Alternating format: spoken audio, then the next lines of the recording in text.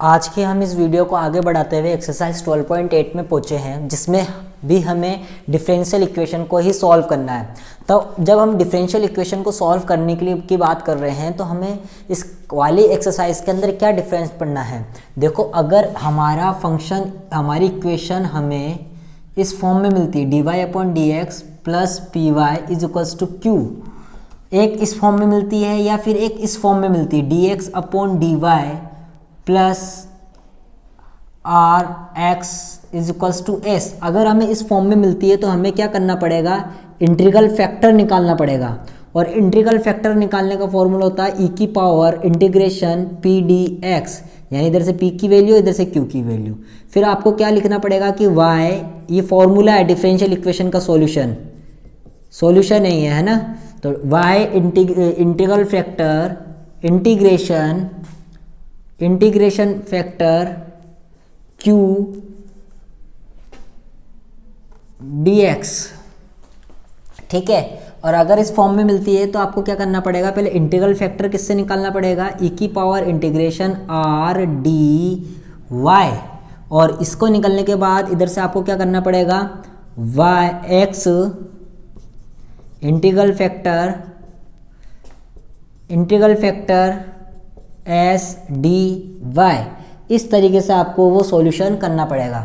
ये दोनों ही याद रखें आप। अभी आपको कुछ समझ में नहीं आ रहा होगा, लेकिन जैसे मैं अभी आपको क्वेश्चन नंबर फर्स्ट कराऊंगा आपके समझ में आएगा। देखो, क्वेश्चन नंबर फर्स्ट क्या कह रहा है, क्वेश्चन नंबर फर्स्ट कह रहा है कि dy/dx plus 2y is equals to 4x। बात हुई हमारे कि हम इसमें देखो dy/dx या dx/dy के साथ कोई भी नहीं है और ना होना चाहिए। तो मैंने देखा कि dy/dx plus 2y plus 4x, यानी dy/dx के साथ नहीं है लेकिन y के साथ 2 है। तो y के साथ जो होता है वो कौन है, p, और जो इधर होता है वो कौन है, q। ठीक है, तो हम इधर से क्या लिखेंगे, p की वैल्यू तो है हमारे पास 2 और q की वैल्यू है हमारे पास 4x। देखो, q एक तरीके से कांस्टेंट को शो कर रहा है, ठीक है। तो अब हम क्या करेंगे कि इधर से इंटीग्रल फैक्टर निकालेंगे, जो कि क्या निकलता है, ई की पावर पी डी एक्स, यानी ई की पावर इंटीग्रेशन 2dx। तो 2 कांस्टेंट है तो 2 बाहर ले लिया हमने, तो क्या हो गया, ई की पावर 2x। इंटीग्रल फैक्टर क्या हो गया, ई की पावर 2x। अब हम इसको निकलने के बाद हमें इस वाले फॉर्मूले में पुट करना है। तो y की जगह y, इंटीग्रल फैक्टर कितना है, ई की power 2x is equals to integral factor कौन सा है, ई की पावर 2x डॉट q कितना है 4x डॉट dx।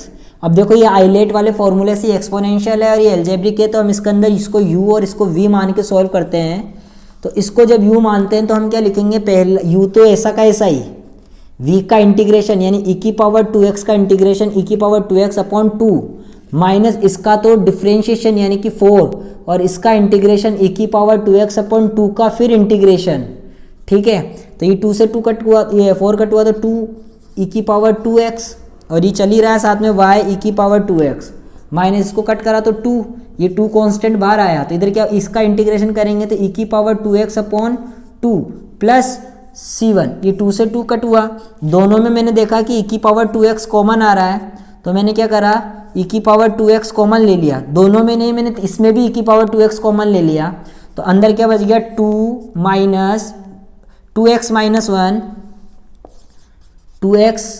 माइनस 1, और इसमें तो ई की पावर 2x कॉमन है ही नहीं, तो इसका मतलब क्या हुआ, इसमें डिवाइड लगा दो, प्लस c ई की पावर 2x। तो ये 2 ई की पावर 2x से ई की पावर 2x कट गया, तो इधर क्या बचा, y is equals to 2x minus 1 plus c1 ई की पावर माइनस 2x। ये आपका देखो y का जो आपकी डिफरेंशियल इक्वेशन का जो सॉल्यूशन था वो निकल कर आ चुका है, ठीक है। तो आप लोगों को इसी तरीके से ये क्वेश्चन करने हैं, इसमें टू 10x। अब मैंने आपको कहा था कि dy/dx के साथ कोई नहीं होना चाहिए, लेकिन cos स्क्वायर x है तो पूरे में डिवाइड कर दो cos स्क्वायर x का। तो dy/dx plus 1 upon cos square x y is equals to 10x into 1 upon cos square x। तो ये तो इससे ये तो कट हो गया था, इसलिए dy/dx प्लस इसको बोलते हैं हम सेक स्क्वायर x y, और इसको बोल देंगे 10x dot sec square x। तो अगर अब इधर से हम वैल्यू निकालें तो p की वैल्यू तो क्या हो गई सेक स्क्वायर एक्स यानी y को छोड़ते हुए, और q की वैल्यू क्या हो गई 10x डॉट सेक स्क्वायर एक्स। तो हम क्या निकालेंगे अब इंटीग्रल फैक्टर निकालेंगे जो कि किससे निकलता है e की पावर पी डी एक्स। तो e की power sec square X dot D X, तो ये हो गया e की पावर 10x। अब हम क्या करेंगे इस वाले फॉर्मूले में लिखेंगे, यानी y इंटीग्रल फैक्टर e की power 10x is equals to integral factor यानी कि e की पावर 10x, q की वैल्यू कितनी है 10x sec square X dot D X.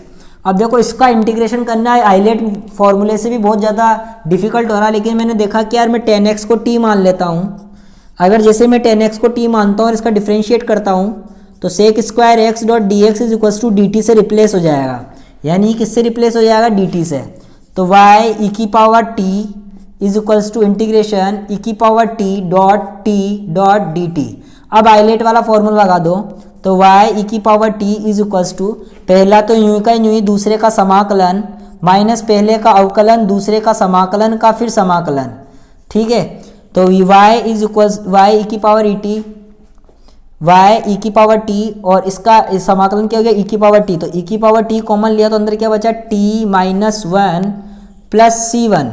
अब e की पावर t से e की पावर t कटा तो बचा क्या y इज इक्वल्स टू, और t को मैंने क्या माना 10x माइनस वन प्लस सी वन। ये आपका क्वेश्चन नंबर सेकंड का आंसर आ गया। सभी में आपको इस तरीके से ही करना है इनको। फोर्थ देखें क्या कह रहा है, अच्छा क्वेश्चन है क्वेश्चन नंबर फोर्थ कि 2x minus 10y cube 2x minus 10y cube into में dy dx upon into dy upon dx plus y is equals to 0। देखो इस वाले केस में ये वाला जो नंबर है इसके अंदर हम क्या करते हैं, सबसे पहले ये प्लस का उधर पहुंचा देते हैं तो माइनस का हो जाता है, यानी dy अपॉन dx, और ये क्या हो रहा है 2x माइनस 10y क्यूब, तो ये क्या बचा माइनस का y। ये मल्टीप्लाई में तो इसके डिवाइड में, यानी माइनस का y upon 2x minus 10y cube. अब इसको डिवाइड करते हैं। अब देखो ये इसका जस्ट उल्टा कर देते हैं, तो dx upon dy is equals to 2x minus 10y cube upon minus का y। ऐसा क्यों करा, क्योंकि ये आसानी से डिवाइड हो सकता है।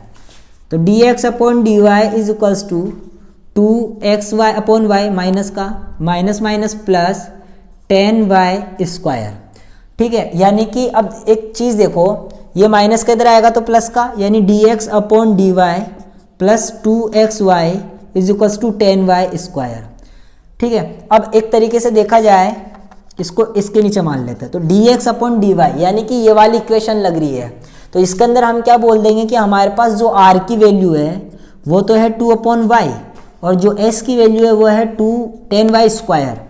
तो अब इधर से मैं इंटीग्रल फैक्टर निकालता हूं, तो e की पावर r dx यानी e की पावर 2 बाहर लिया तो ये बच गया dy आएगा इधर dy अपॉन y, यानी e की पावर 2 log y, और 2 आ गया तो उसकी पावर में पहुंच जाएगा, यानी e log y स्क्वायर। और हमें मालूम है कि जब e की पावर के ऊपर log होता है तो log हट जाता है और e हट जाता है, केवल बचेगा क्या y स्क्वायर। अब इसको इस वाले फॉर्मूले में रखते हैं, x इंटीग्रल फैक्टर x, और इंटीग्रल फैक्टर कितना निकल कर आया y square is equals to integral factor यानी y स्क्वायर डॉट s कितना है 10y स्क्वायर डॉट dy। तो 10 तो कांस्टेंट तो बाहर ले लेंगे हम, कांस्टेंट बाहर लेने के बाद देखो ये x y square is equals to 10 बाहर ले लिया, और y स्क्वायर को y स्क्वायर से मल्टीप्लाई करा तो y की पावर 4 dy, और जब मैं इसका इंटीग्रेशन करूंगा तो क्या निकल कर आएगा 10 y की पावर 5 अपॉन 5 प्लस c1, 5 2 ज़ा 10, तो x y square is equals to 2 की y 5 प्लस c1। यह आपका इंटीग्रेशन इसकी डिफरेंशियल इक्वेशन का सॉल्यूशन निकल कर आ गया। ये था हमारा क्वेश्चन नंबर 4। अच्छा क्वेश्चन था, आपको आना चाहिए। अब बात करते हैं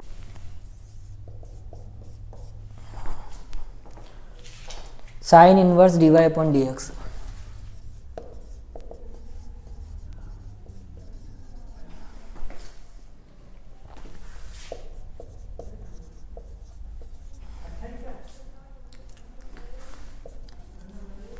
देखो अब क्वेश्चन नंबर 7 ही साइन इनवर्स इधर जाएगा तो साइन एक्स हो जाएगा, यानी D Y upon D X is equal plus 2 upon X Y is equals to sine X. इधर से देखा जाए तो ये पी की वैल्यू तो हो गई 2 अपॉन एक्स और क्यू की वैल्यू हो गई साइन एक्स। तो इधर से अगर मैं इंटीग्रल फैक्टर निकालना चाहता हूँ तो क्या आएगा, ई की पावर पी डी एक्स, यानी ई की पावर 2 बाहर लिया और डी एक्स अपॉन एक्स यानी कि ई की पावर 2 लॉग एक्स, यानी ई की पावर लॉग एक्स स्क्वायर, यानी कि एक्स स्क्वायर इसका निकल कर आएगा। ठीक है, अब हम इसको उस वाले फॉर्मूले में रखते हैं, वाई इंटीग्रल फैक्टर यानी एक्स स्क्वायर, इंटीग्रल फैक्टर यानी कि X square dot Q, Q की वैल्यू कितनी आई, sine X dot D X. अब इसमें आइलेट फॉर्मूला लगाते हैं हम, तो Y X square is equals to trigonometry, तो एक्स स्क्वायर पहला तो यूं का यूं ही, दूसरे का समाकलन यानी कि माइनस का कॉस एक्स, माइनस पहले का तो अवकलन यानी 2x, दूसरे का समाकलन का फिर समाकलन, तो ये कितना हो गया, Y X square is equals to minus X square cos X minus minus plus 2x cos X dot D X. अब वही आइलेट फॉर्मूले से इसको वापस करते हैं, पहला तो यूं का यूं ही, दूसरे का समाकलन cos x का समाकलन sin x, पहले का अवकलन यानी 1 और दूसरे का समाकलन यानी sin x का फिर समाकलन। ठीक है, फिर उसके बाद वाई एक्स स्क्वायर माइनस का x square cos X plus 2 x sine x, और इसको हो जाएगा माइनस का कॉस एक्स और minus minus plus cos x, और ये प्लस C1 इसका कांस्टेंट मान लिया मैंने। अब इस पूरे को इससे मल्टीप्लाई कर देते हैं हम, तो Y X square is equals to minus X square cos X plus 2x sine X plus 2 cos X plus C1। अब देखो अब इस cos x, इन दोनों में से cos x कॉमन ले लिया तो Y X square is equals to cos X common लिया तो अंदर क्या बचा, माइनस का एक्स स्क्वायर और ये 2, तो यानी 2 माइनस एक्स स्क्वायर और cos x कॉमन ले लिया, और अंदर इधर क्या बच गया 2x sine X plus C1। ये हमारा इसका रिक्वायर्ड सॉल्यूशन आ गया। इसी तरीके से आपको एक्सरसाइज पूरी 12.8 कर लेनी है और आपको इसकी प्रैक्टिस अच्छे से करनी है। देखो आपने देखा होगा कि चैप्टर नंबर 7, 8, 9, 10, 11 और 12 ये 5-6 चैप्टर जो हैं एक दूसरे से बिल्कुल लिंक्ड है। तो आपको क्या है, पूरा इंटीग्रेशन आना चाहिए, पूरा ही डिफरेंशिएशन आना चाहिए, जब भी आप ये अच्छी तरीके से कर पाएंगे। आज की वीडियो में इतना ही। Thank you, have a nice day.